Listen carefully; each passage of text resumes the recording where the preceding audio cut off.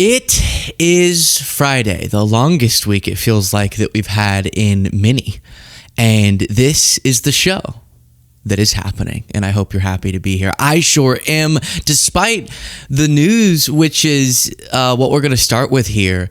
Very scary, so overt. Trump spent years saying he was the victim of political weaponization of the government, of prosecutions, and now he's actually doing what he was constantly accusing wrongly everyone else of doing to him. And that comes, of course, in the form of former FBI Director James Comey's indictment. And I do think that we have a copy of it here. And it reads, Charge 1, James Comey, former FBI Director, was a meanie poo-poo pants to Donald. And also he's a jerk. That's the indictment. We'll talk about what's actually in it in a second here. But I was fascinated to see, even on Fox News, that I'll show you wasn't all this. There's definitely the huge defenders of Trump. But even there, where they bend over backwards to bring on guests that will be friendly to Trump, they did broadcast what is just an embarrassing debunking of this whole justification. So here's the news. Associated Press reports James Comey was charged Thursday with lying to Congress in a criminal case filed days after President Donald Trump appeared to urge his attorney general to prosecute the former FBI director and other perceived political enemies. Jaden, if you're getting up this post, I have it. And so we'll just jump to that. This is important context. And I'll show you the Fox News clips. There isn't an argument here. Now, I guess there's some ambiguity at this point in time in if they could bring forward a shred of evidence of the allegations that I'll explain to you against Comey, but there is no argument. No matter how MAGA you are, you can't in good faith argue this isn't a political prosecution. I mean, Trump posted, Pam, prosecute this bitch, essentially about Comey. You see his name there and calling for, after citing his own indictments, connecting specifically what this is about. I mean, he just lays it out in this post that we've read numerous times, which is, I'm upset that I got prosecuted because, I don't know, I tried to overthrow a democratic election. So now other people have to suffer for it. Let's indict the motherfucker. There we go. That's in essence what this is about. Before last thing, I'll show you some of these very fascinating clips. This kind of centers around the indictment of James Comey. He was the FBI director when the Crossfire Hurricane investigation was going on, which was the investigation to allegations of collusion between the Trump campaign and the Russian government. And while a lot of very concerning things came up, as I've explained, some people went too far in their statements, especially in the media, about how involved Trump was, but we've gone through that, we litigated that plenty. But what this actually centers around more specifically is that then in 2020, Comey was under oath in front of a Senate investigation that was investigating the investigation, okay? So they were investigating, was there wrongdoing, what was being done with the Crossfire Hurricane investigation of the Trump and Russian government connections. And he made a statement denying, is what the indictment lays out, that he authorized a leak to the media. And they're saying, while Comey said he didn't, he did.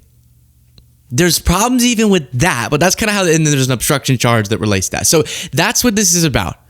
Back in 2020, which was a little while ago, and they're coming up, I think this Tuesday is the deadline for the statute of limitations. He stood by his previous claim that he didn't authorize a leak to the media, but they're saying he did. That's what they would have to prove, lying under oath.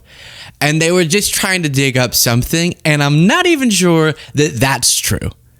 And it would be highly difficult to prove that he knowingly not just was aware of, but authorized a leak about the investigation or about something else, leaks about things. And that he stated, knowing that he was lying under oath, the wrong thing. And here's Andy McCarthy on Fox News going, I don't know about this. I love Ted, but McCabe never said that Comey authorized it. What McCabe said was that McCabe authorized it. This is a leak to the Wall Street Journal. And then he told Comey about it later. The only way that you could convict Comey beyond a reasonable doubt is Comey would have to truly believe that he personally had authorized the leak. He would have to actually have authorized the leak, and then he would have had to know that he was lying when he denied it to the Senate. They're not even going to be able to prove that he authorized the leak because, by all accounts, he didn't. So I don't think this case even gets to trial. All right, so then... And it's not about leaking classified information. It's that he lied under oath, and they're trying to find something. Could we find somewhere where we think there might be a contradiction there? And this is what's that thing Trump said about indictments? Let's indict the motherfucker. Oh, okay. I did everything right and they indicted me. I wish that Comey, I'll show you his reaction in a second, would have gotten in front of his camera to post his response video, which he did. But then I wish he had done this. My name is James Comey, and this is my response. I did everything right, and they indicted me. And just leave it at that. Just leave. That would have been, I think, the most powerful response he possibly could have delivered. Or just hit up Cole, get him to send you the MP3, and then just go, I'm James Comey, and I did everything right and they indicted me. Now, as always, we're going to try to have fun no matter the subject, but this is incredibly scary. And Trump has a long list of people he wants to do this to. And legal experts are going, this, and I'll show you in a second, this is the most clear-cut case for Comey's defense to argue vindictive prosecution. I mean, Trump's out there publicly saying, indict him, and then he gets indicted. And remember a little other layer to this, which is the previous U.S. attorney said, I can't bring a case against Letitia James or against James Comey. There's just not enough. To which Trump said, you're fired, and now has Lindsay Halligan, is that her name? Halligan, I think, is her last name, who is bringing this case, who's totally unqualified, first of all. And second of all, is just a loyalist who's the acting U.S. attorney in the Eastern District of Virginia. So he specifically manufactured the situation. I don't know how Comey could possibly lose this defense. Here's more of Fox, a little skeptical. This was completely and totally orchestrated by President Trump.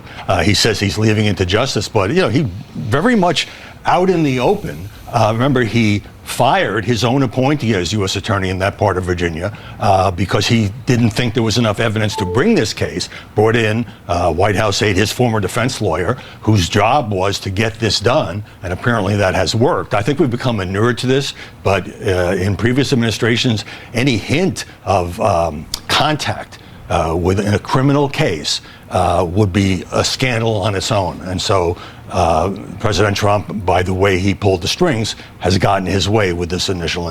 Don't spend too much time on this, Jaden, but just while I continue through this, if you can find that clip of Biden reacting, maybe keywords would be Biden, smiles, Trump, prosecution, because the point he makes there is a really important one. We're so numb to this. That's on Fox News. But even he's having to acknowledge, we're so numb to this. But in times gone by, even just during Biden's term, if there was a tenth of the public acknowledgement of the politicization of a high-profile prosecution like this, I mean, Trump's just bitter that Comey investigated. That's it. That he investigated Trump's campaign. That's it. And Comey, you might remember, also had that saga where he announced the reopening of the Clinton emails thing, probably to try to counterbalance that he was having to investigate Trump, playing the dumb both sidesism. And that, some people say, could have made the difference in the election. That right before, I think like 11 days before the election, he was reopening the Clinton emails thing. So, no liberal hero. But Trump didn't care about that. He cared that he dared to investigate Trump. And that's what this all is about. Yeah, they're going to get in the nitty gritty about, did he authorize the leak? Did he not? Which is so insignificant. But that might fall apart on its facts, as you heard Annie McCarthy say. But even so, you pull back and you go, whoa, we're just seeing total and complete obliteration of the independence of our justice system. And the reaction, watch the reaction when Biden would be asked about, are you involved in the Trump stuff? Mr. President, can you tell us, sir, Donald Trump refers to himself as a political prisoner and blames you directly. What's your response to that, sir? Do you think the conviction will have an impact on the campaign? We'd love to hear your thoughts, sir. Should he be on the ballot, sir? I mean, you say cognitively, I say strategy. That's what I see. He was saying, because imagine if he had turned around. All right, one more time, get the indict the MFR one ready. Imagine if instead of just turning around and smiling, essentially being asked, are you involved in Trump's prosecutions? He had said, Let's indict the motherfucker. Yeah. Listen, folks, indict the MFR. I think even liberals would have been forced to acknowledge. I would have been forced to acknowledge that is wildly inappropriate. The president should not be involved in the prosecution of their enemies like this. Before I play this next clip, please do, if you appreciate this show, click the subscribe button. It's free. Makes all the difference. Lots of you have been doing that recently, and I appreciate it a ton. Here's a legal expert weighing in. In this case, it really does matter because you can bet your bottom dollar that the first motion Comey and his attorneys will be making is one for a selective and vindictive prosecution. And they've got the evidence there in the form of that Truth Social tweet, which is one of the strongest cases I've ever seen for a selective prosecution. The judge could potentially throw that out because it could potentially meet those standards. This case. If this is not selective prosecution, I don't know what the hell is. If this is not obviously just retribution, I really do not know what is. We'll look at Trump's reaction in a second here, but let's start with, in terms of reactions, James Comey's posting this video.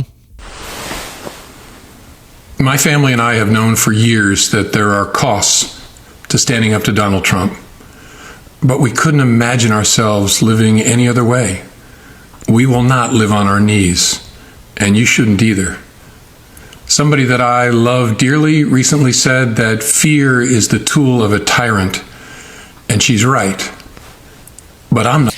I swear, take this down, that I thought when he said that, someone once said that he was going to go back into quoting Taylor Swift like he did in one of his recent videos. Mistake of electing him. Of course, we're now living with the consequences of that mistake, but while our elderly makeup-covered president is posting about whether Taylor Swift is still hot and declaring that he can't stand her, what's she doing? Living her best life, producing great music and, as she urged all of us to do during the podcast, not giving the jerks power over her mind. She said something about dealing with internet trolls that stuck with me.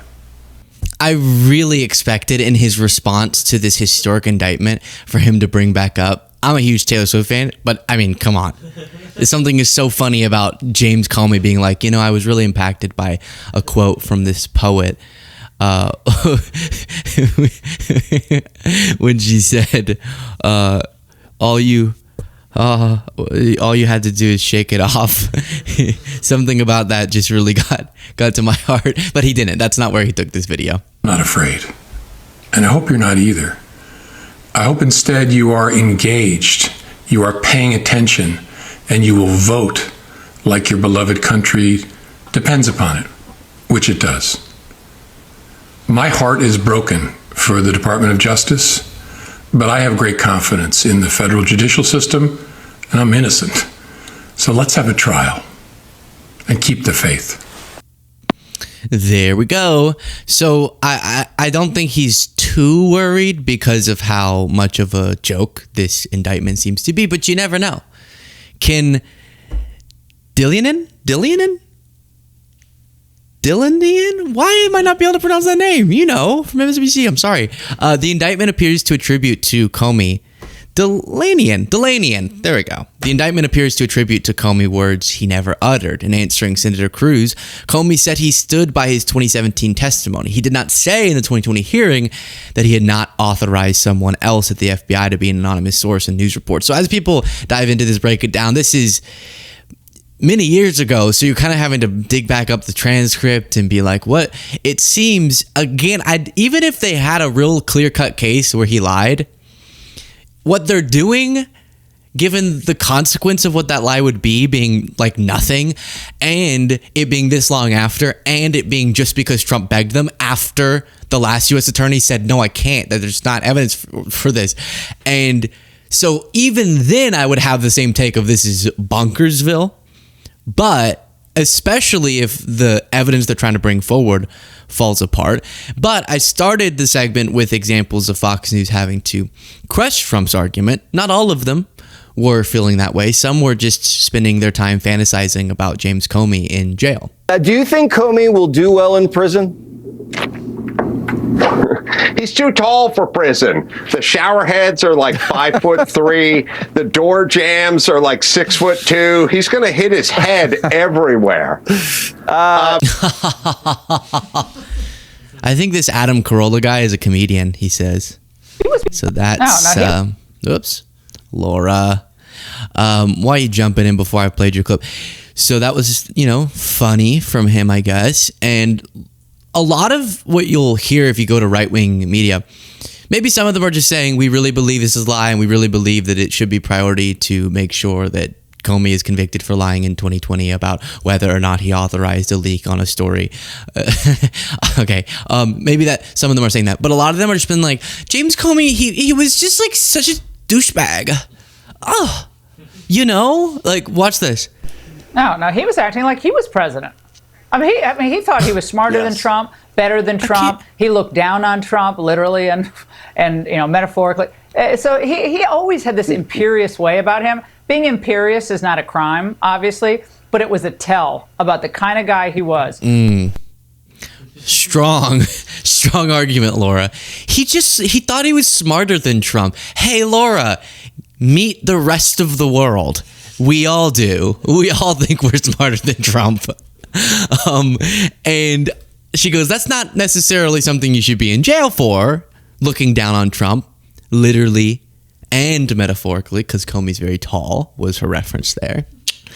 But, it demonstrates that probably he did commit a crime. All right, maybe being a jerk's not a crime, but it probably caused him to commit crime, so I'll buy it. Lindsey Graham was very animated about this. The question for this country, and I've believed this for 5 years, did the FBI director have information he should have given the FISA court that would have stopped this madness?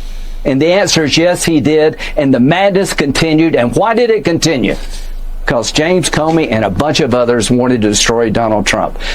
That's not what the indictment is. That's the other thing they're doing. The Russia investigation was such a shame.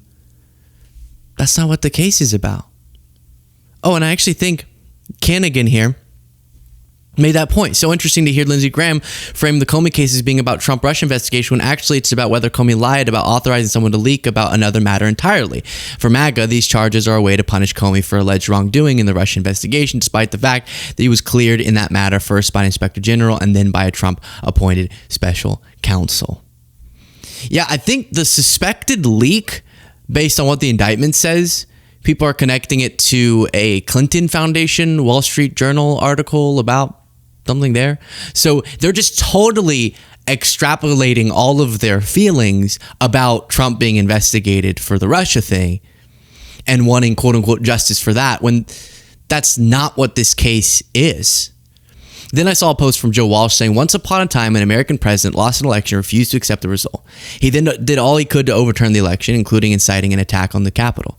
This had never happened before, so naturally the Justice Department investigated him and charged him with committing crimes trying to overturn the election. But alas, too many Americans were just too busy or too bothered by how expensive eggs were to care about a president trying to overthrow an election.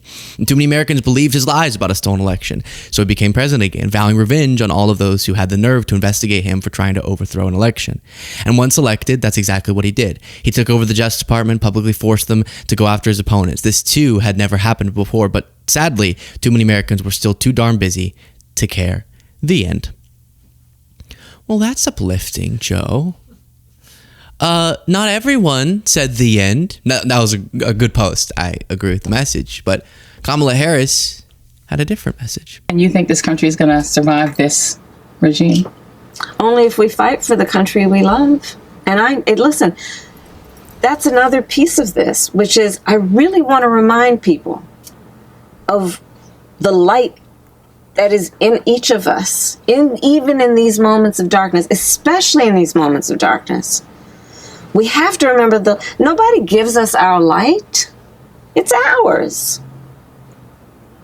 So let's see it in ourselves. Let's see it in each other. It may be a little flicker right now because they're certainly trying to dim it, but don't let them extinguish our light. I understand her message. Something made me laugh about that. I don't know why. And then I started singing that was played, and in the office I started singing "This Little Light of Mine, I'm gonna let it shine." And then I remembered that was the song my mom would sing when she would wake me up as a kid. And then "This little light of mine, I'm gonna let it shine," and I would be like, "Ah." And she's flicking on the light. You know, as a kid, just waking up is the worst thing ever. And then I remember she started singing, "Rise and shine and give God the glory, glory." But that's how I would be woken up in the morning. Yeah, I had a tough childhood. I did. My mom would sing "Give God the glory" in the morning. I mean, what are we doing? What kind of sick game is this? And I remember having to tell her, "Hey, I want to give God the glory, but whenever you make it my alarm clock, I start having really bad feelings about God." It's associated, like giving God glory is associated with misery of waking up in the morning. Maybe we change the song or we change the wake up call. So that was just a series of thoughts, but I agree. Find our light. Cole, where's your light? Find it. Don't let it flicker. Now, I'm being silly, but hey, the correct point there, we have to fight peacefully and politically, obviously. But this isn't the end. It's not. It's bad, but it's not the end. Hopefully we will politically